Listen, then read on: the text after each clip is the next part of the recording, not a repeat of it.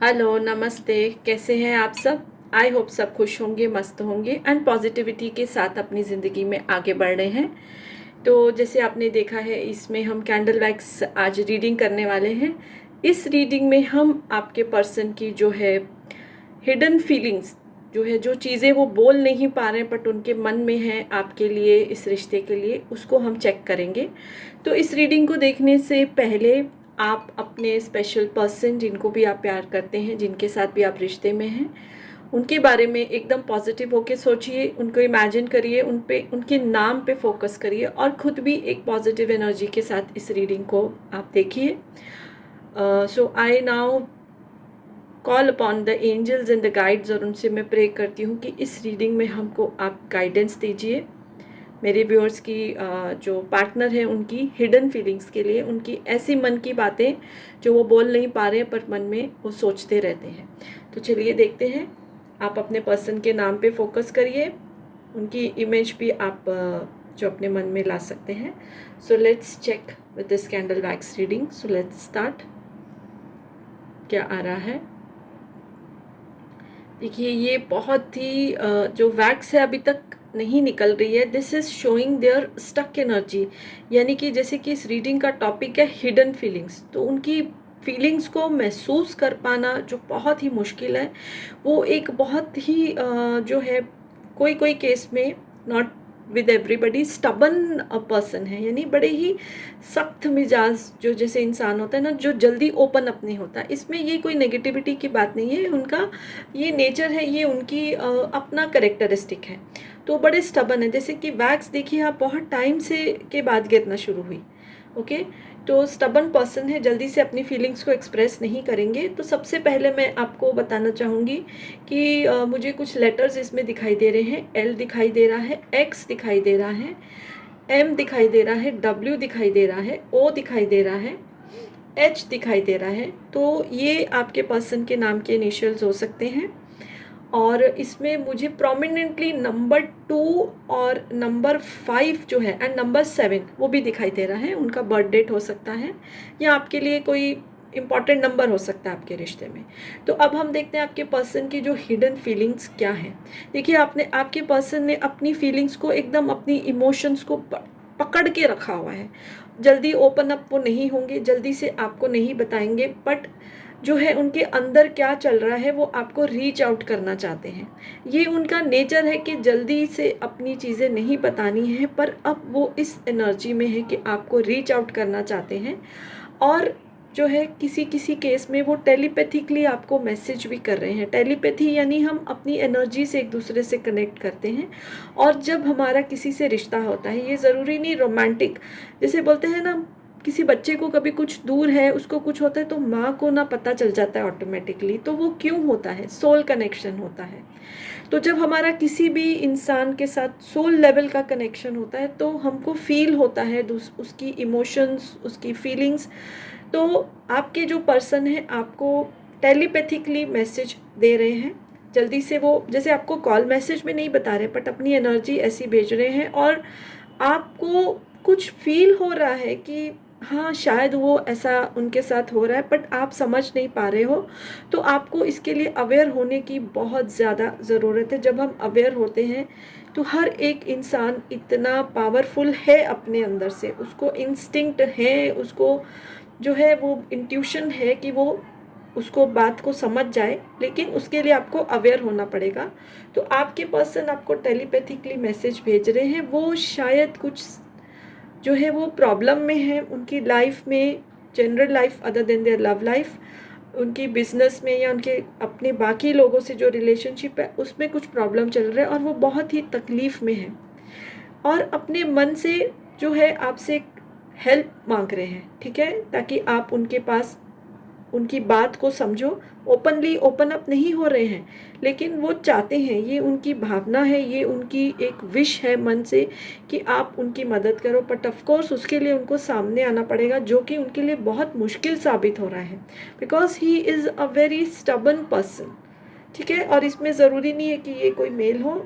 जो मेरे viewers mail हैं जो ये रीडिंग देख रहे हैं, उस केस में फीमेल भी हो सकती है, ठीक है, क्योंकि ये जेंडर स्पेसिफिक तो नहीं है, इसको कोई भी देख रहा है। तो जो उनके पार्टनर है तो वो एक स्टबन एनर्जी में है, बट अंदर ही अंदर मन ही मन वो आपको पुकार रहे हैं। वो चाहते हैं कि आप जो है उनकी तरफ रीच आउट करो, वो नहीं रीच आउट करे, आप करो। तो जैसे कि जो मेरे व्यूअर्स हैं ये रीडिंग देख रहे हैं, तो आप इस गाइडेंस को अपनी लाइफ में यूज़ कर सकते हैं, अपने पर्सन को रीच आउट कर सकते हैं, उनसे पूछ सकते हैं। और जब आप उनसे पूछेंगे, क्योंकि आपको भी ये फीलिंग आ रही होगी कि something is not right, something is going on in their life, अगर आप उनसे ये पूछेंगे तो वो आपसे ओपन अप हो जाएंगे। वो इस पॉइंट पे पहुंच चुके हैं कि जस्ट जैसे कोई वोल्केनो है ना, वोल्केनो बस्ट हो जाता है, तो वो बस अभी आपको अपनी फीलिंग्स बता देंगे, स्टबन एनर्जी से निकल आएंगे, ठीक है। बहुत सारी वो तकलीफ़ में है, कुछ प्रॉब्लम्स उनकी लाइफ में चल रही हैं और आपसे वो हेल्प जो है वो मांग रहे हैं। अच्छा, अभी इसमें और भी ज़्यादा जो अल्फ़ाबेट्स मुझे दिखाई दे रहे हैं। जे अल्फ़ाबेट बहुत ही ज़्यादा एक अलग से निकल कर आया है। सो किसी किसी के साथ रेजोनेट हो सकता है, नाम में आ सकता है जे अल्फ़ाबेट। एंड एक और चीज़ जो है वो मुझे ये निकल के आ रही है कि कुछ लोगों के केस में, कुछ व्यूअर्स के केस में ये लॉन्ग डिस्टेंस रिलेशनशिप भी हो सकता है, जिसकी वजह से शायद वो आपसे अपनी हिडन फीलिंग्स अभी तक नहीं जो है इमोशंस शेयर कर पाए, क्योंकि ऐसा होता है ना कि हम कॉल मैसेज पे उतना नहीं क्लैरिटी दे पाते हैं। तो जब हम पर्सनली मिलते हैं तो बहुत सारी बातें सामने इंसान को देख के, एक दूसरे की आंखों में देख के हम जल्दी ओपन अप हो जाते हैं। तो बहुत से केसेस में लॉन्ग डिस्टेंस रिलेशनशिप हो सकता है। तो इस केस में आप ही उनको मिलने जा सकते हो, उनसे फ़ोन पे ऐसे टाइम पे बात कर सकते हैं जब वो फ्री हो, जब वो आपको ओपन अप हो। अब एक और लेटर जो है प्रोमिनेंटली निकल कर आ रहा है, वो है एम। शायद ये पहले भी आया था, अब तो मे बी ये बार बार मुझे दिखाई दे रहा है, तो ये ज़्यादा इम्पॉर्टेंट अल्फ़ाबेट है। के भी दिखाई दे रहा है। सो अगर ये ना मैंने अल्फ़ाबेट पहले बोले हैं और दोबारा आ रहे हैं, तो ये बहुत ज़्यादा इम्पॉर्टेंट है। ये आपके पर्सन के इनिशियल्स हो सकते हैं। तो ये लॉन्ग डिस्टेंस रिलेशनशिप में आपको शायद उनको रीच आउट करने की ज़रूरत है। जल्दी नहीं आएंगे, वो मन से वो चाहते हैं, स्टबन एनर्जी से वो निकल के आ रहे हैं, बट रीच आउट करना, आके बात करना थोड़ा उनके लिए डिफ़िकल्ट है, बिकॉज बेसिकली यही उनका नेचर है। जैसे आप फ्लेम को देख रहे हैं, बहुत तड़प रहे हैं अंदर से, बहुत तकलीफ़ में हैं, मदद चाहते हैं, मदद की पुकार कर रहे हैं आपसे। आप अपनी ट्यूशन पे ध्यान दिए। अगर आपको कुछ लग रहा है कि हाँ, तो आप प्लीज़ उनको रीच आउट कर लीजिए। रिश्ते में हम ये नहीं देखते उसने कहा कि मैंने कहा, रिश्ते को स्ट्रॉन्ग बनाना है, उसको चलाना है, आगे लेके जाना है। तो हमको जो है कभी कभी अपने से भी स्टेप लेने पड़ेंगे। So this is the time, आप भी स्टेप ले सकते हैं। अपनी इंट्यूशन पे ध्यान दीजिए, उस पर गौर कीजिए। अब एक जो नंबर और भी ज़्यादा निकल कर आ रहा है, नंबर 1, नंबर 4 एंड नंबर 9। सो अगर ये नंबर मैंने पहले बोले हैं और दोबारा मुझे दिखाई दे रहे हैं, तो they might be very important numbers. तो यही जो है एनर्जी मुझे निकल के आ रही है। आपके पर्सन रेडी है स्टबन एनर्जी से निकल के आने के। जैसे ये मोम पिघल रही, बस वो पिघल ही रहे हैं। तो आप इस टाइम पे उनको रीच आउट करिए, उनसे बात करिए, उनकी प्रॉब्लम को समझने की कोशिश करिए। तो यही है जो इसमें से कैंडल वैक्स में से निकल के आ रहा है। एंड मैं अभी कार्ड्स में से भी चेक करती हूँ, तो ताकि रेजोनेट हो जाए और चीज़ें रेजोनेट हो जाए आपके पर्सन की hidden emotions, hidden feelings.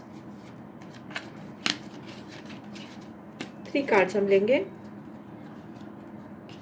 First is participation, second is intensity and third card is postponement. देखिए कैसी कनेक्टेड एनर्जी निकल के आई है। अभी तक जो चीज़ें आपके पर्सन पोस्टपोन कर रहे थे, जो चीज़ें आपको नहीं बता रहे थे, दबा के रखा हुआ था बिकॉज ऑफ देयर नेचर, कोई और रीज़न नहीं था, उसको दबा के रखा हुआ था, अब वो उससे निकलने की तैयारी में है।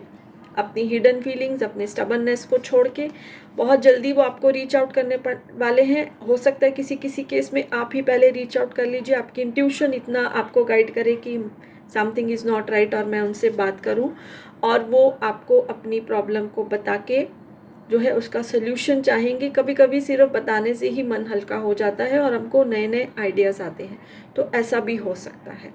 सो यस, कैंडल वैक्स और कार्ड्स की रीडिंग बहुत कनेक्टेड आई है, सेम एनर्जी आई है। सो ये गाइडेंस आप अपनी लाइफ में अगर यूज़ करेंगे तो मे बी आपकी हेल्प होगी, because this is the divine guidance. So yes, अगर आपको ये वीडियो अच्छी लगी है तो आप इस वीडियो को लाइक करके एनर्जी एक्सचेंज कर सकते हैं। और अगर अभी तक मेरा चैनल सब्सक्राइब नहीं किया सो रिक्वेस्ट है आप कर दीजिए, बेल आइकॉन भी प्रेस कर दीजिए। So yes, bye for now and blessings to you all.